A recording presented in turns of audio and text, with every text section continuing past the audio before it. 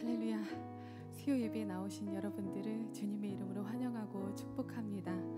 우리 2월 한 달에도 하나님께 영과 진리로 함께 예배하며 주님을 찬양하였으면 좋겠습니다. 이 시간 함께 고백하시겠습니다. 주의 보좌로, 주의 보좌로 나갈 때에 어떻게 나가야 할까? 나를 구원한 주의 십자가, 그것을 믿으며 가네. 주의 보좌로, 주의 보좌로 나가. 나 여전히 부족하나, 나 여전히 부족하나.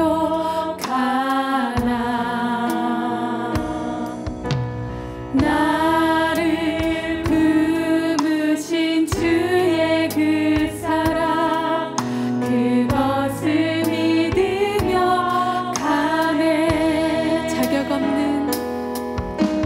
자격 없는 내 힘이 아닌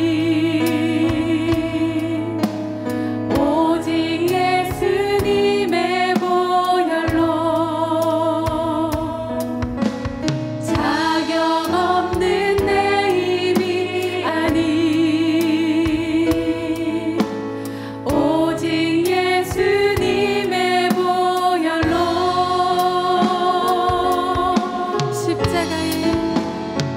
십자가의 보혈,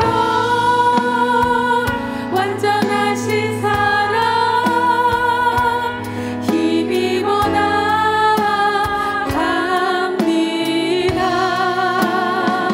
십자가의 보혈, 완전하신 사랑, 힘입어 예배합니다. 우리 한 번 더 고백합니다. 주의 보좌로, 주의 보좌로 나갈 때에 어떻게 나가야 할까? 나를 구원한 주의 십자가, 그것을 믿으며 가네. 주의 보좌로, 주의 보좌로 나갈 때에 나 여전히 부족하나.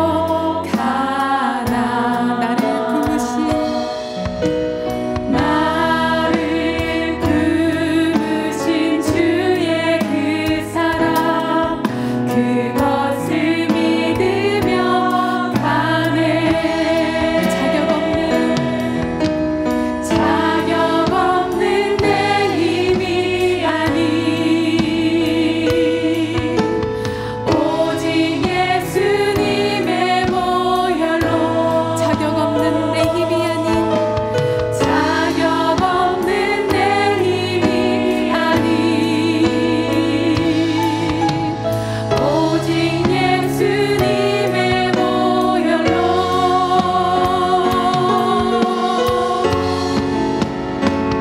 십자가의 보혈, 완전하신 사랑, 힘입어 나아갑니다.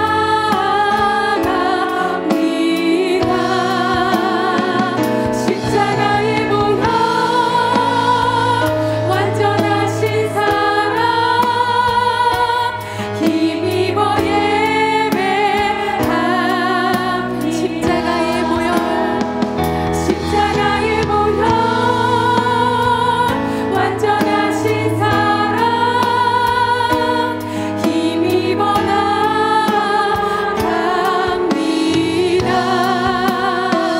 십자가의 보혈, 완전하신 사랑, 힘입어 예배합니다. 아멘. 우리 이러한 고백과 마음으로 변치 않는 주님의 사랑을 함께 찬양하기를 원합니다.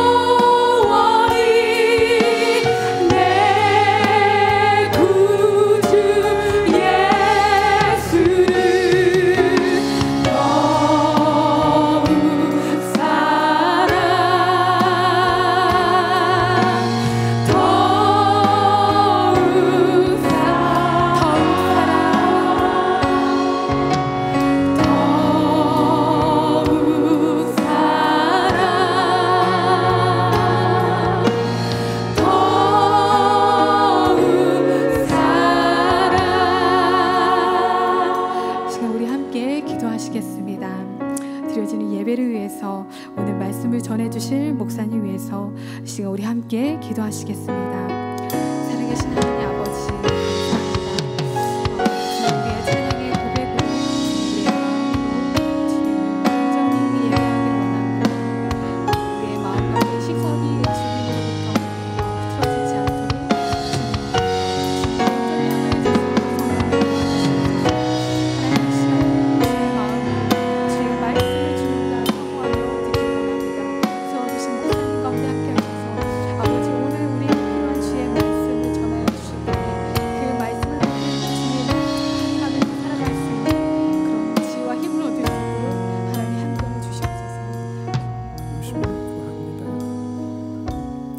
하나님 참 감사합니다.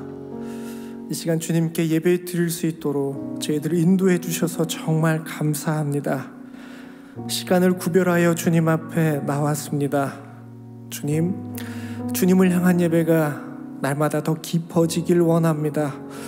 주님을 예배함으로 저희의 삶이, 저희의 생각이, 저희들의 모든 것들이 주님께 온전히 조율되고 새롭게 빚어지길 사모합니다. 주님 저희 가운데 함께하여 주셔서 온전히 주님 안에 거하게 도와주시고, 온전히 주님을 기뻐하게 도와주시고, 온전히 주님으로 인하여 충만한 은혜를 누리며 다시 일어나는 시간 될 수 있도록 인도하여 주시옵소서. 시종을 주님께 의탁하오며 예수 그리스도의 이름으로 기도합니다. 아멘. 수요예배 나오신 우리 성도님들을 주님의 이름으로 환영하고 축복합니다. 하나님 사랑이 변치 않는다라는 것이 얼마나 감사한지 모르겠습니다. 우리 그 하나님의 사랑 감사함으로 우리 함께 찬양하면 좋겠고요, 또 함께 축복하면 좋겠습니다. 우리 하나님 사랑 변치 않는다, 우리 함께 찬양합니다.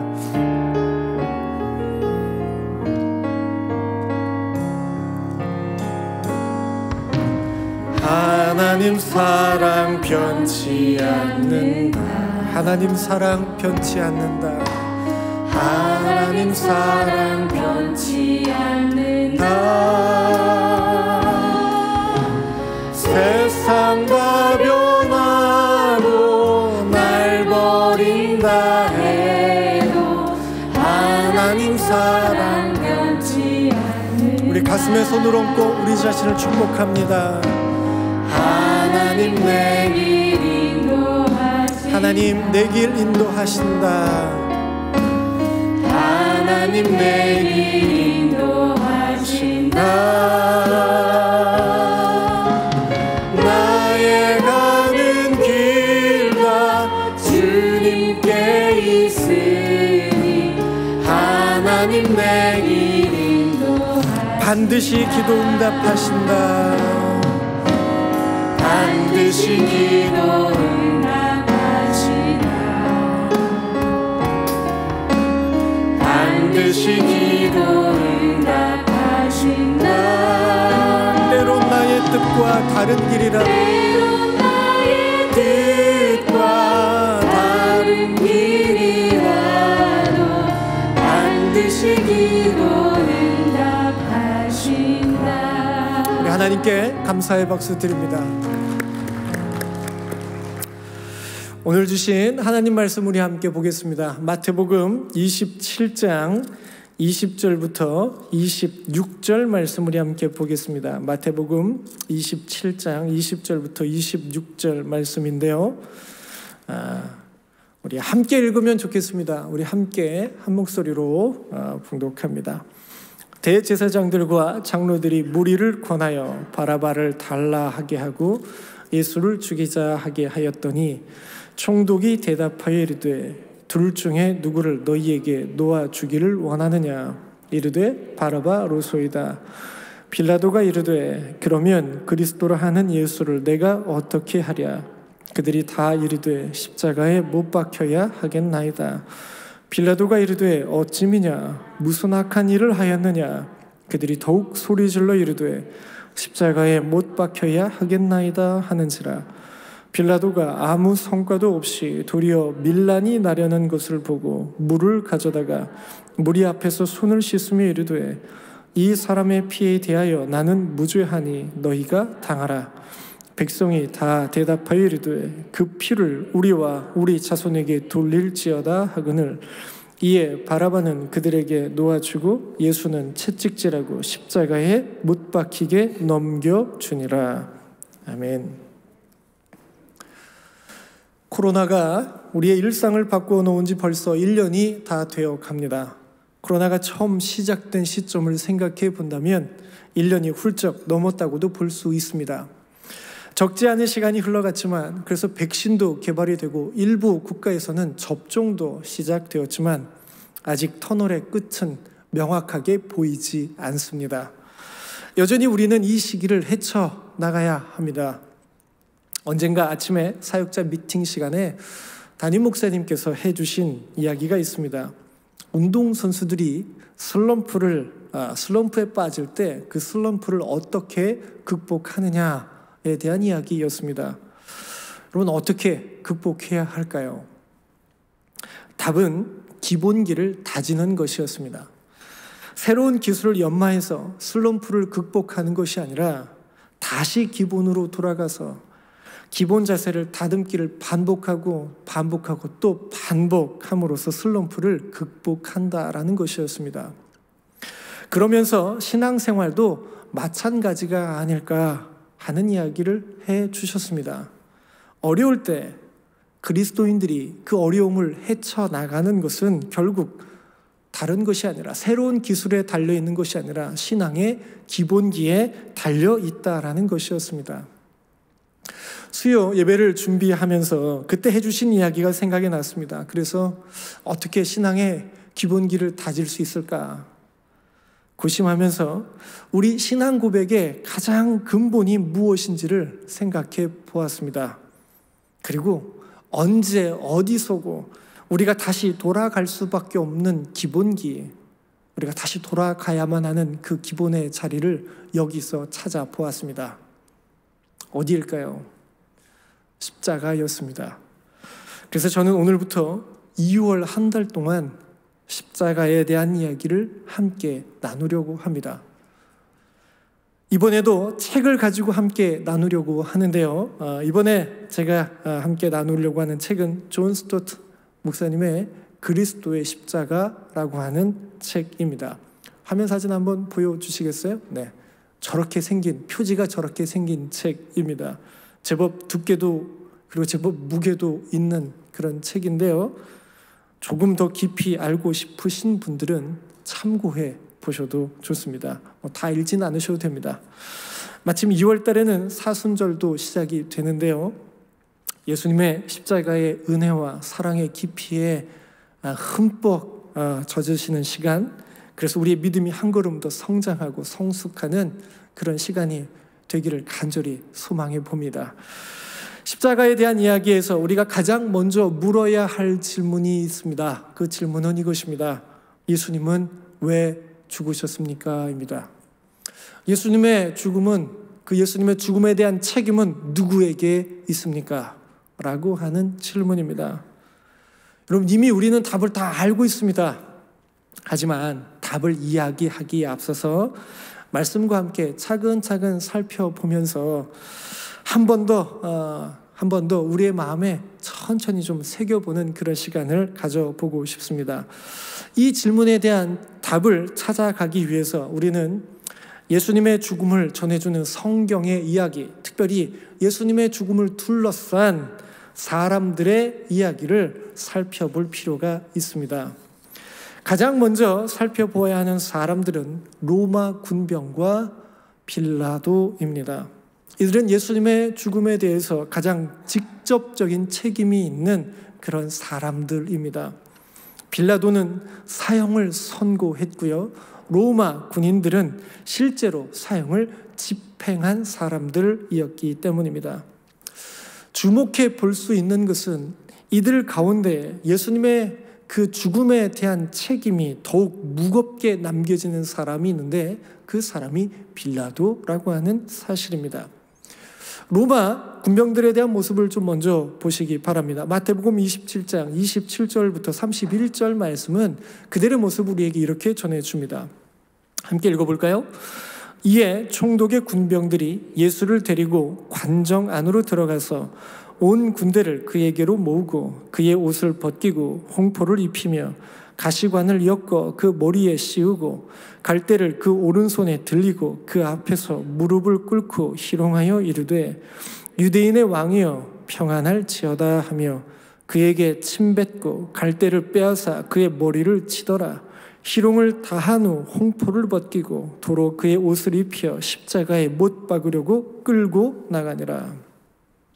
말씀이 전해주는 로마 군병들의 모습이 어떠신지요? 이들의 모습을 보면 예수님을 희롱하고 조롱하는 모습을 두드러지게 보여주고 있음을 보게 됩니다. 그런데 이들이 예수님을 십자가에 못 박는 모습을 보면 이런 자세한 묘사에 비교해 볼 때 너무나 간결하게 끝나는 것을 볼 수가 있습니다. 마태복음 27장 35절 말씀을 봅니다. 함께 읽을까요? 그들이 예수를 십자가에 못 박은 후에 그 옷을 제비 뽑아 나누고, 말씀은 그들이 예수를 십자가에 못 박았다라고만 이야기합니다. 예수님을 십자가에 못 박았다. 한 줄인데 여러분, 이게 묘사하면 얼마나 더 자세하게 묘사할 수 있을지 우리는 충분히 상상해 볼 수 있습니다. 그런데 말씀은요, 마태복음만 그런 게 아니라 마가복음도, 누가복음도, 요한복음도 예수님께서 십자가에 못 박히는 이 순간은 아주 간결하게 기록할 따름입니다. 오히려 이들에게는, 이 로마 군병들에게는 다른 모습이 엿보입니다. 마태복음 27장 54절 말씀입니다. 함께 읽겠습니다. 백부장과 및 함께 예수를 지키던 자들이 지진과 그 일어난 일들을 보고 심히 두려워하여 이르되 이는 진실로 하나님의 아들이었도다 하더라. 로마 군병들은 예수님께서 죽으시는 그 순간 하나님을 향한 두려움을 고백합니다. 예수님이 다른 제수들과 같은 그런 한 인간이 아니라 하나님의 아들임을 보았기 때문이었습니다. 이것이 무엇을 의미할까요? 이것은 로마 군병들에게 일어난 어떤 회심의 가능성을 엿보게 하는 대목입니다. 이들을 향한 예수님의 말씀도 주목해 볼 만합니다. 누가복음 23장 34절은 이렇게 기록합니다. 이것도 함께 읽을까요? 이에 예수께서 이르시되 아버지, 저들을 사하여 주옵소서. 자기들이 하는 것을 알지 못함이니이다 하시더라. 그들이 그의 옷을 나눠 제비 뽑을세.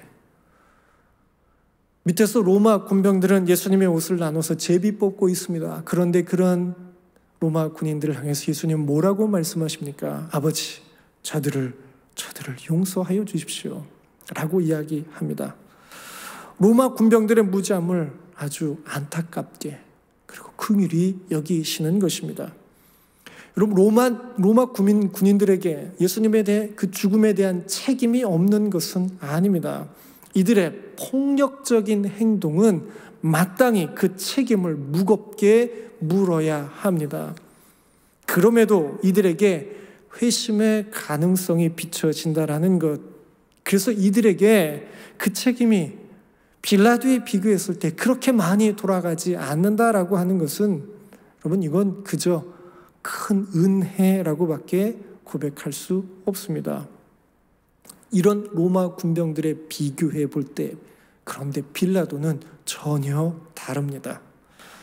요한복음 19장 15절과 16절 말씀 우리 함께 보겠습니다. 우리 함께 읽을까요? 그들이 소리 지르되 없이 하소서, 없이 하소서, 그를 십자가에 못 박게 하소서. 빌라도가 이르되 내가 너희 왕을 십자가에 못 박으랴. 대제사장들이 대답하되 가이사 외에는 우리에게 왕이 없나이다 하니, 이에 예수를 십자가에 못 박도록 그들에게 넘겨주니라. 유대인들이 소리 지르며 예수님을 십자가에 못 박으라고 외칠 때 그것을 결정한 사람이 누구입니까? 빌라도입니다. 그런데 말씀은 그것을 아주 명확하게 기록합니다. 이에 예수를 십자가에 못 박도록 넘겨주었다 라고 빌라도의 책임을 아주 분명하고 선명하게 이야기하고 있습니다. 어떤 이들은 이렇게 물을지도 모르겠습니다. 그래도 빌라도는 예수님의 십자가 처형을 주저한 사람 아닙니까? 조금은 그럼 좀 다른 마음이 있는 것 아니었습니까? 라고 말이죠. 사실입니다. 빌라도는 예수님의 처형을 주저했습니다. 그런데요, 그것이 빌라도의 책임을 무마시키지는 못합니다. 아니, 오히려 그 주저함이 빌라도의 책임을 더욱 가중시킵니다. 이유는 이것 때문입니다. 무엇보다도 빌라도는 예수님의 무죄를 확신했습니다. 요한복음 18장 38절 말씀입니다. 우리 함께 읽을까요? 빌라도가 이르되 진리가 무엇이냐 하더라. 이 말을 하고 다시 유대인들에게 나가서 이르되 나는 그에게서 아무 죄도 찾지 못하였노라. 빌라도는요, 예수님께 아무 죄를 찾지 못하였다라고 말합니다. 오늘 우리가 읽은 마태복음에서도 동일하게 나오고요, 요한복음에서도 이렇게 이야기하는데요, 이게 한 번이 아니에요. 우리가 읽은 마태복음 말씀도 마찬가지인데 요한복음에서도 19장 4절에 보면 이렇게 기록을 합니다. 이 말씀도 함께 읽겠습니다. 빌라도가 다시 밖에 나가 말하되 보라, 이 사람을 데리고 너희에게 나오나니 이는 내가 그에게서 아무 죄도 찾지 못한 것을 너희로 알게 하려 함이로라 하더라. 빌라도는 아무런 죄를 찾지 못했다라고 그렇게 이야기합니다. 재차 이야기하고 있는 것이죠. 요한복음 19장 6절도 보겠습니다. 우리 함께 읽을까요? 대제사장들과 아랫사람들이 예수를 보고 소리질러 이르되 십자가에 못 박으소서, 십자가에 못 박으소서 하는지라. 빌라도가 이르되 너희가 친히 데려다가 십자가에 못 박으라. 나는 그에게서 죄를 찾지 못하였노라. 빌라도가 몇 차례나 예수님의 그 무죄를 이야기하고 있습니까? 3차례나 이야기하고 있습니다. 빌라도는 예수님의 무죄를 확신했습니다. 그런데 이런 빌라도는 자신의 확신을 따르지 않습니다. 도리어 빌라도는 우물쭈물하면서 예수님의 무죄를 선언하는 그와 같은 행동을 피합니다. 왜일까요? 자신의 정치적인 유익과 안전을 위해서였습니다. 요한복음 19장 12절과 13절 말씀 우리 함께 보겠습니다. 우리 함께 읽을까요? 이러함으로 빌라도가 예수를 놓으려고 힘썼으나 유대인들이 소리질러 이르되 이 사람을 놓으면 가이사의 충신이 아니니이다.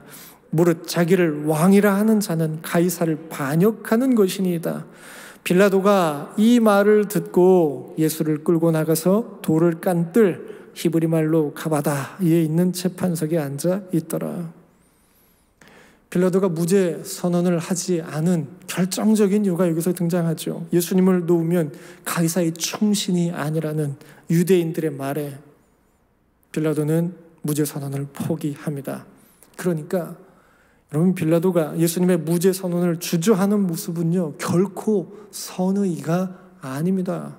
선한 행동이 아니라는 것입니다. 그것은 자신의 정치적인 야망과 안정과 유익 때문에 저울질하는 행동에 불과했던 것입니다. 이것이 빌라도의 책임을 가중시키는 이유입니다. 진리와 세상 사이에서, 정의와 야망 사이에서, 원칙과 편의 사이에서 자신의 야망, 세상을 향한 자신의 마음, 그 편의를 선택하면서 자신의 그 잘못을 합리화시켰기 때문입니다. 예수님은 빌라도의 타협 때문에 십자가에 죽임당하고 마셨습니다. 두 번째, 우리가 살펴봐야 하는 사람들은 유대 백성들과 지도자들입니다. 이들은 빌라도에게 십자가 처형의 결정을 내리도록 계속해서 압력을 행했던 사람들입니다. 성경은 이들의 책임을 외면하지 않습니다. 아니, 더욱 무겁게 그들의 책임을 묻습니다. 요한복음 19장 11절 말씀 우리 함께 보겠습니다. 우리 함께 읽을까요? 예수께서 대답하시되 위에서 주지 아니하셨더라면 나를 해할 고난이 없었으리니 그러므로 나를 내게 넘겨준 자의 죄는 더 크다 하시니라. 예수님께서 빌라도에게 말씀하시죠. 나를 너에게 넘겨준 자의 죄는 더 크다. 예수님을 넘겨준 유대 백성들과 지도자들의 책임을 살펴보아야 하는 이유입니다.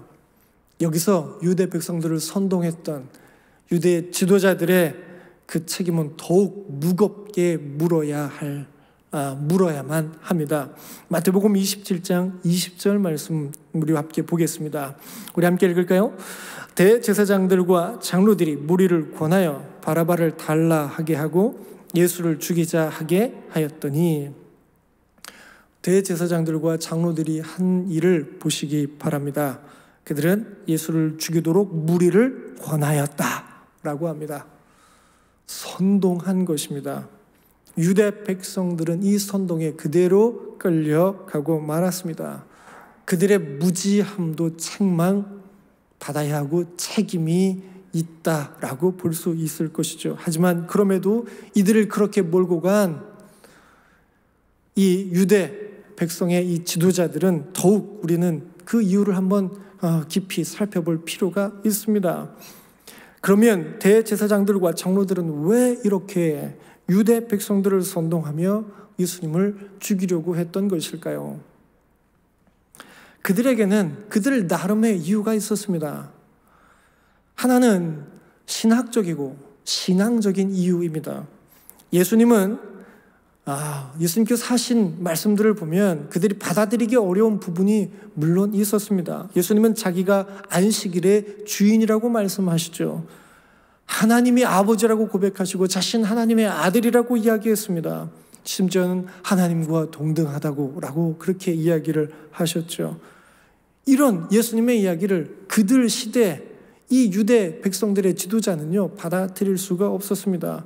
그들의 오랜 율법의 전통에 비춰보면 이해가 되지 않는 그런 행동이었기 때문이었고, 그 율법의 전통과 그들의 신앙이 어떻게 보면 반기를 든 것과 같았기 때문입니다.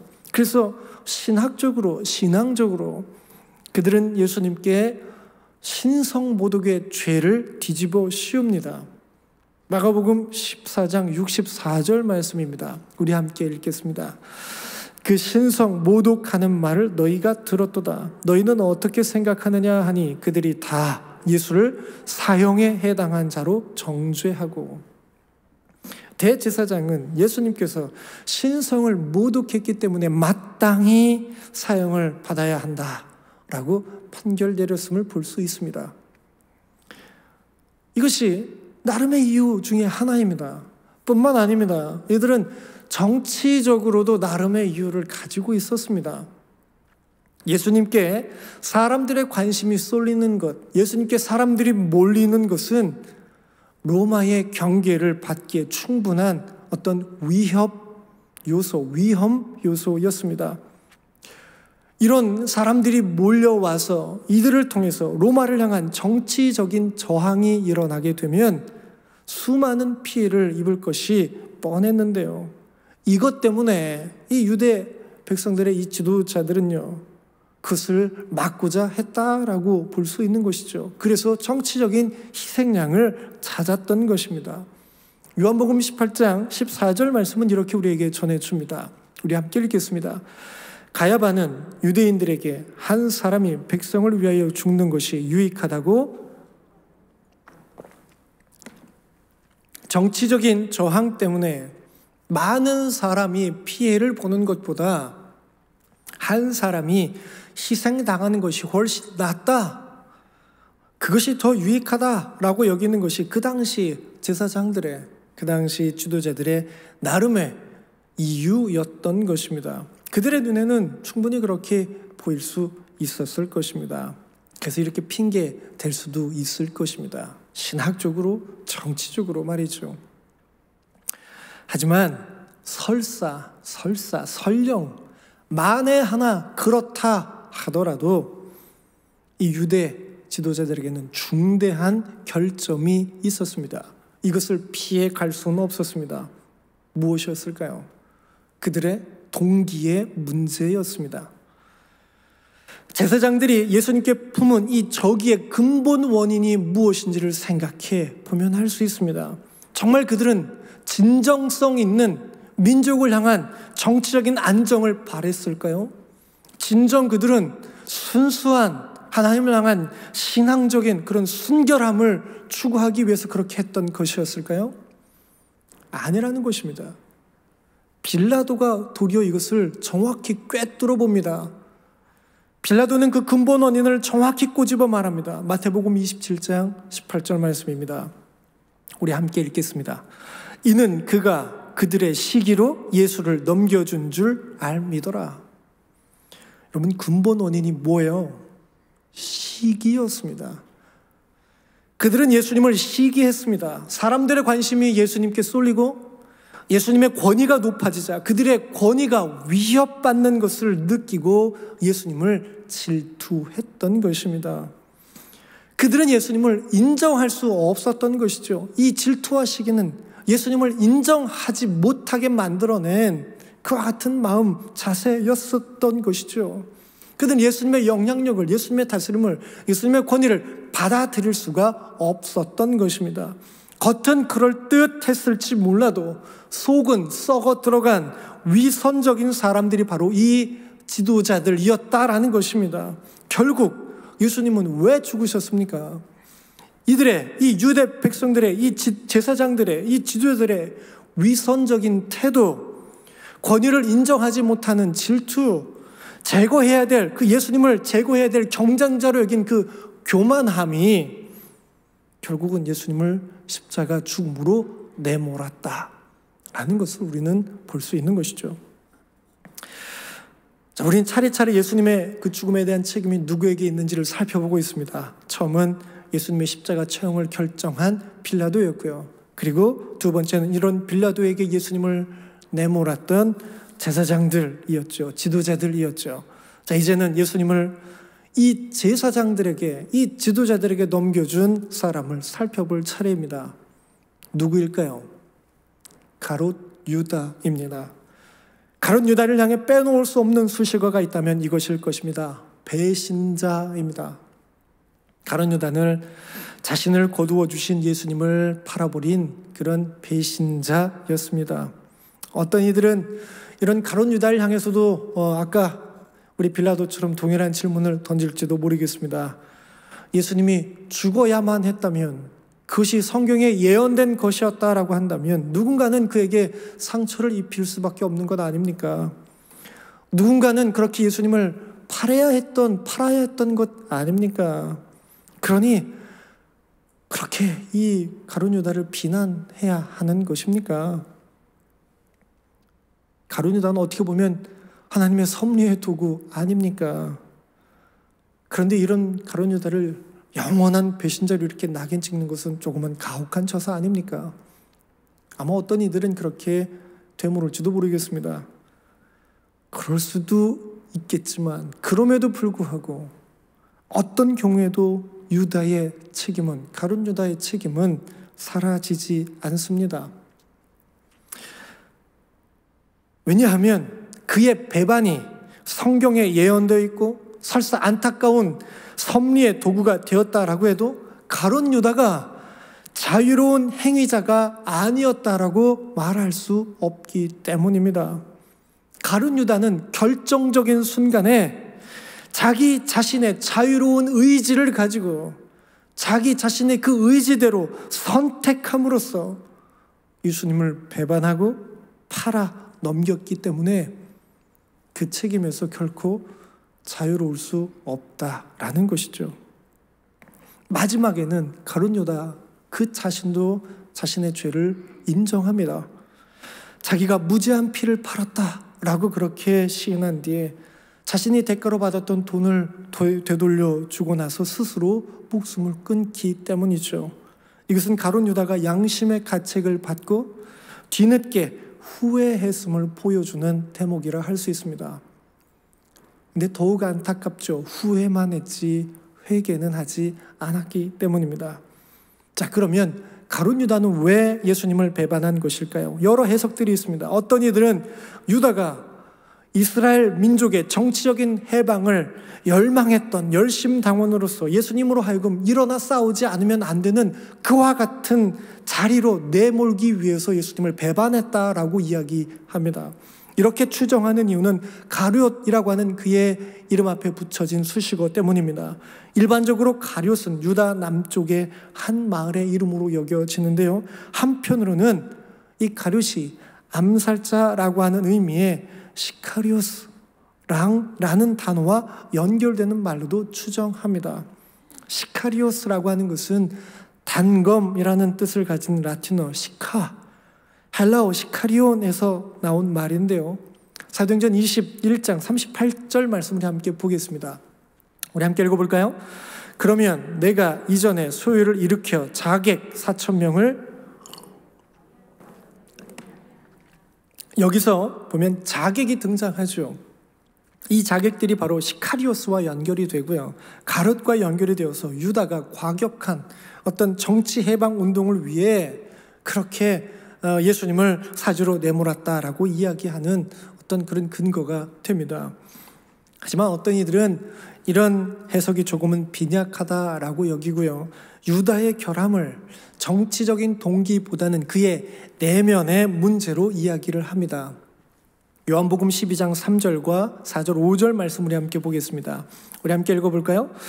마리아는 지극히 비싼 향유 곧 순전한 나드 한 근을 가져다가 예수의 발에 붓고 자기 머리털로 그의 발을 닦으니 향유 냄새가 집에 가득하더라.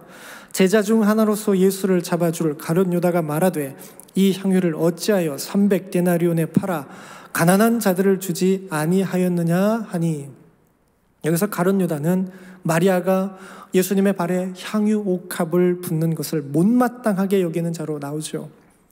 도리어 그것으로 가난한 자들에게 주는 것이 낫다며 마리아를 호되게 꾸짖기까지 합니다. 그런데 이런 가룟 유다를 말씀은요 뭐라고 이야기하냐면 이렇게 이야기합니다. 그 다음 절이죠. 요한복음 12장 6절 말씀입니다. 우리 함께 읽겠습니다. 이렇게 말함은 가난한 자들을 생각함이 아니요 그는 도둑이라 돈괴를 맞고 거기 넣는 것을 훔쳐 가매로라.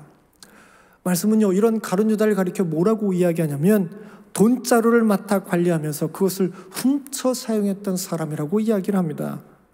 다른 말로 하면 가룟 유다는 겉으로는 의로운 일에 열심을 내는 것처럼 말했지만 실제로는 뭐에 밝은 사람이었다라는 거예요. 셈에 밝은 사람이었다. 이해 타산을 중요하게 여기는 사람이었다. 또 다른 말로 이야기하면 재물에 대한 마음을 놓지 못했던 사람이었다 라고 한 것을 우리가 추정하게 생각해 보게 하는 그런 모습을 보여주는 것이죠. 그리고 결국 가룟 유다는 그렇게 그가 추구해온 어떤 삶의 이 결대로 예수님을 팔아버리게 됩니다. 예수님께서 이런 말씀을 하신 적이 있습니다. 누가복음 12장 15절 말씀입니다. 우리 함께 읽겠습니다.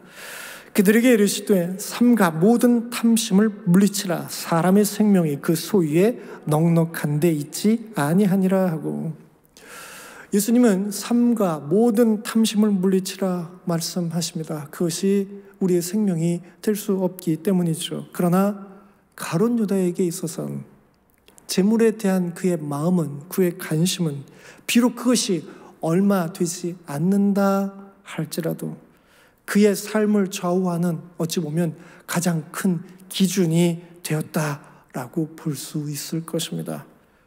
결국 그 마음이 마지막엔 결정적인 순간엔 예수님을 밀어내고 예수님의 생명을 맞바꿔 버리게 되는 비극적인 결말을 가지고 왔다라는 것이죠. 예수님은 결국 어떻게 죽으셨습니까? 재물을 자신의 삶의 가장 큰 기준으로 두었던 가롯 유다의 그 마음, 재물을 향한 그의 탐심과 그의 욕망 때문에 십자가에 죽임 당하셨다라고 볼 수 있습니다.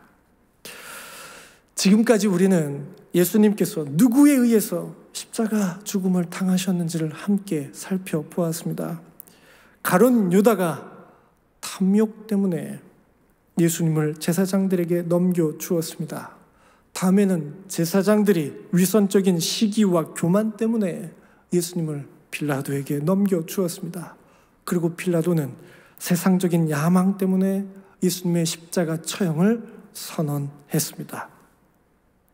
이렇게 예수님은요, 인생의 죄악이 쌓이고 쌓여가면서 더해지면서 십자가 죽음을 당하게 되십니다.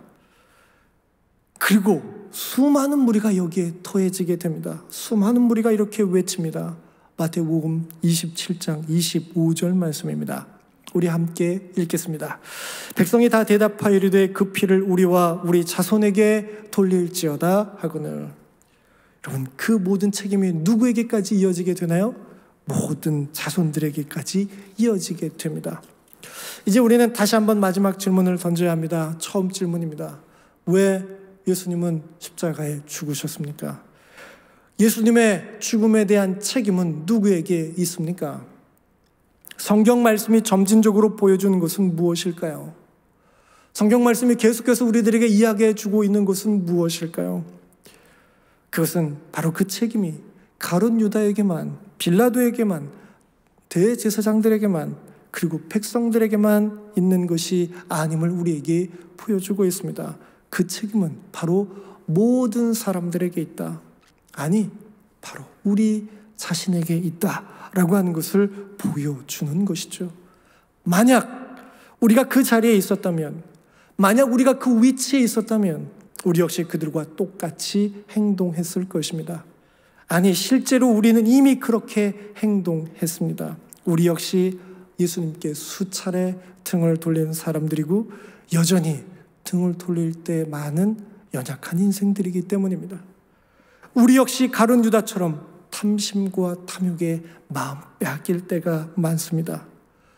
우리의 우선순위가 재물에 있을 때가 있습니다. 성경은 그때마다 우리가 예수님을 희생시켰다라고 말합니다. 우리 역시 제사장들처럼 위선적인 시기와 질투, 교만함으로 우리의 마음을 채울 때가 있습니다. 우리를 향한 예수님의 권위를 인정하지 않고 우리를 다스리시는 예수님의 그 선하신 영향력을 인정하지 않을 때가 있습니다. 성경은 그때마다 우리에게 이야기합니다. 우리 역시 예수님을 희생시켰다라고 말이죠. 우리 역시 빌라도처럼 세상이 더 좋아서 우리 자신의 야망과 어떤 편의 때문에 적당히 세상과 타협할 때가 있습니다. 우리 역시 로마 군인들처럼 직간접적인 폭력과 분노를 쏟아 놓을 때가 있습니다. 성경은 그때마다 우리에게 이야기합니다. 우리가 예수님을 희생시켰다라고 말이죠. 예수님이 왜 죽으셨습니까? 예수님의 죽음에 대한 책임이 누구에게 있습니까? 성경은 우리에게 이렇게 말합니다. 당신 때문입니다. 당신께 책임이 있습니다. 바꾸어 말하겠습니다. 우린 이렇게 고백하지 않을 수 없습니다. 우리 때문입니다. 아니, 바로 나 때문입니다. 제가 그 사람입니다. 이것을 깨닫는 것이, 이것을 가슴 아프게 고백하는 것이 바로 예수님을 만나는 것입니다. 이 죄를 내어버리고 살기를 결단하는 것이, 예수님과의 인격적인 관계를 시작하는 것입니다. 바라고 소망하기는 우리 마음 가운데, 우리 삶 가운데 이 귀한 은혜의 고백이 넘쳐날 수 있기를 간절히 소망합니다. 그러면 그때 예수님께서 우리 가운데 오셔서 새로운 일을 시작하십니다. 탐심과 탐욕과 위선적인 시기와 질투, 교만함과 폭력과 분노와 보이는 세상을 전부로 여겼던 우리의 그 모든 무지함과 야망으로 인해서 깨졌던 모든 관계들을 하나하나 살려주시기 시작합니다. 하나님과의 관계를 살리십니다. 우리 자신과의 관계도 회복시키십니다. 다른 이들과의 관계도 회복시켜 주십니다. 세상 속에서 살아가야 될 관계도 주님이 새롭게 만져주십니다. 그 모든 시작은 어디에서 일어납니까? 십자가 아래서 시작됩니다. 십자가 아래서 우리의 죄악됨을 내려놓을 때 시작됩니다. 날마다 십자가 밑에 나아가 우리 자신의 죄악된 본성을 내려놓는 귀한 믿음의 고백이, 예수님과의 신실한 인격적인 사귐과 교제가 저와 우리 성도님들의 삶에 날마다 가득 차고 넘치기를 간절히 소망합니다. 우리 주신 말씀 기억하면서 우리 결단의 찬송 함께 드리기 원합니다. 우리 찬송가 함께 드리면 좋겠습니다. 찬송가 144장입니다.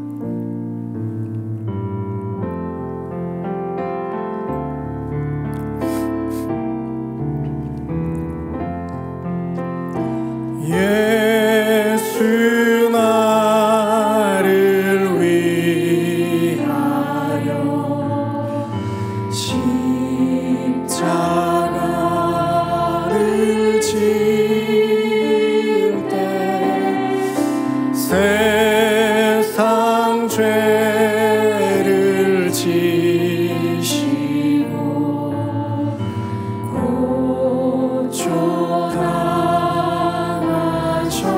십자가를 지심은 십자가를 지심은 무슨 죄가 이 저 무지한 사람들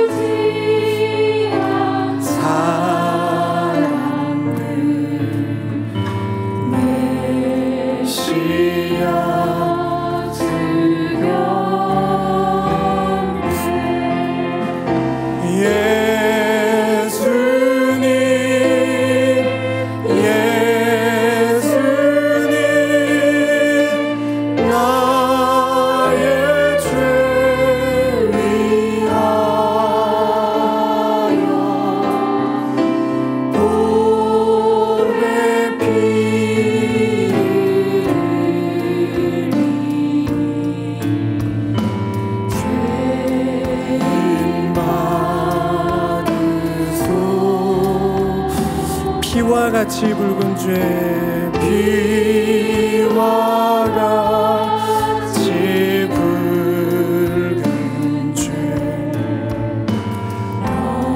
없는 이가 없네. 십자가의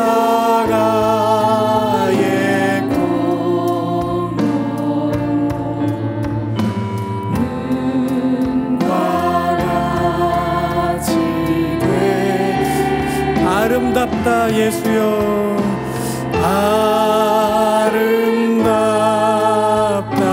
예수여, 나의 좋은 친구 예수 공로 아니며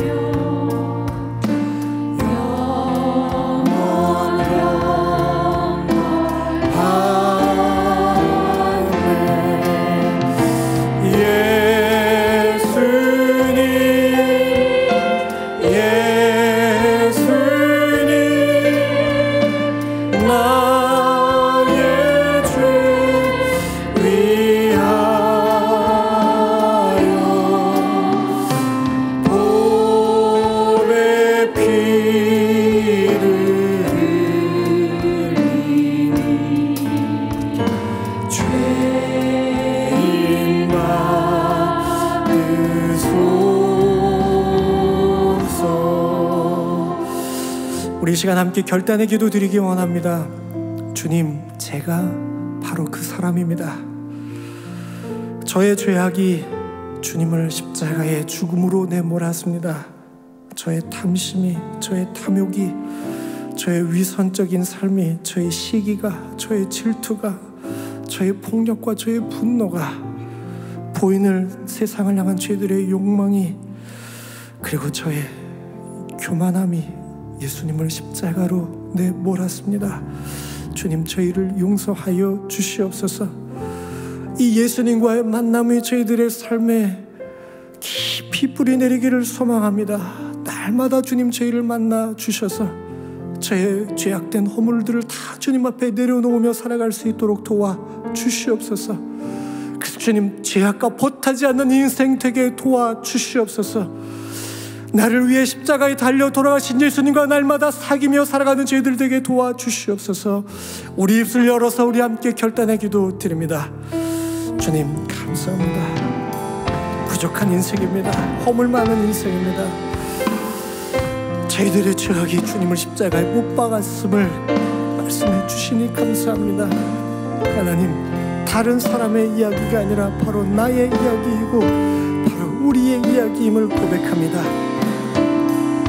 주님, 제가 그 사람입니다.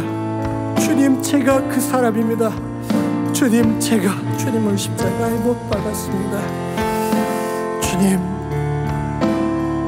이 십자가의 죽음 앞에서 저희들의 죄와 허물을 보게 하시니 감사합니다. 주님, 보여주셨사오니 이것 주님 앞에 이제 내려놓습니다. 이것 주님의 십자가에 주님 이제 못 박습니다. 주님이 죄와 벗하는 인생 되지 않게 도와주시옵소서. 이 죄의 종로를 타지 않는 인생 되게 도와주시옵소서. 이제는 예수님과 벗하며 살아가는 인생 되기를 원합니다. 날마다 예수님과 교제하며 살아가기를 원합니다. 예수님과 인격적인 만남, 그 풍성함에 잠기길 원합니다. 주님, 은혜를 도와여 주시옵소서. 저희들의 눈이 더 많이 열려지길 원합니다. 주님을 향해 더 깊이 열려지길 원합니다.